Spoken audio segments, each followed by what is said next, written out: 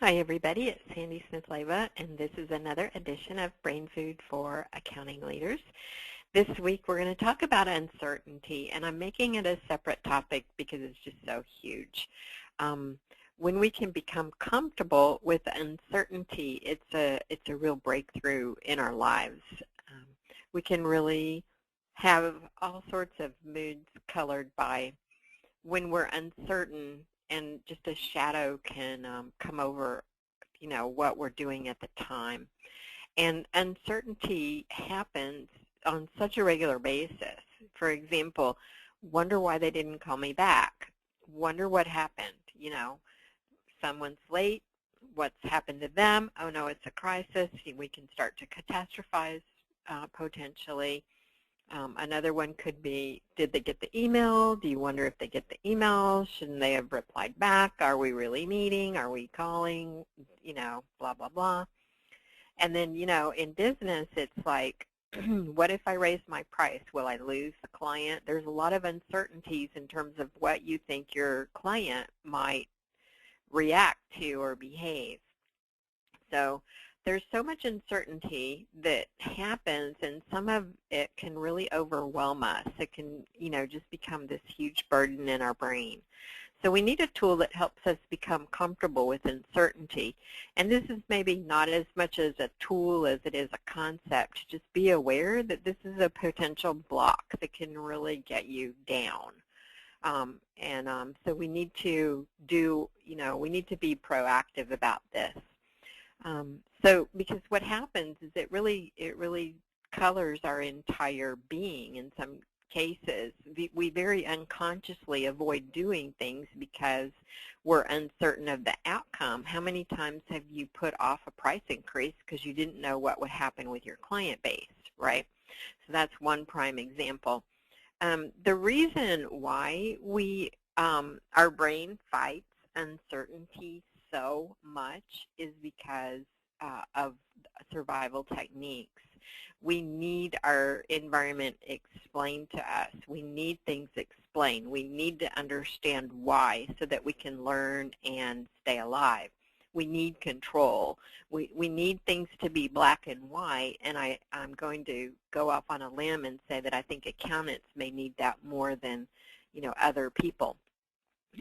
So we especially have issues around uncertainty and when things are fuzzy and gray and not clear. So there's a really interesting study, and I'm not going to try to explain it because it's really complicated, but it was done in split brain patients where the right and the left brain were not connected. This is a special type of person that was unable to get the connections in their right and left brain. There's a few people that fall into that category. And what's interesting is the right side of our brain can't talk because the left side of our brain has all of the speech centers in it. So if the right side of our brain is shown something and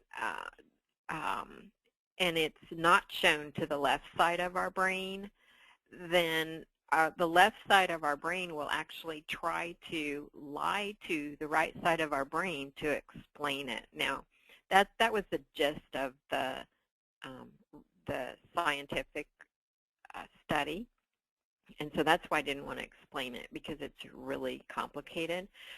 But basically, the bottom line of it is we have studies that show our brain will lie to our brain to reduce uncertainty. How's that for a brain for you? So when our brain fights it so much, what can we do? Well, the first thing is to bring it into awareness and realize that it's uncertainty that our brain is fighting against, okay? And then that can actually bring a higher level of awareness and attention to it to where you can move from reactive to proactive and control it even more, which is great. You can control uncertainty.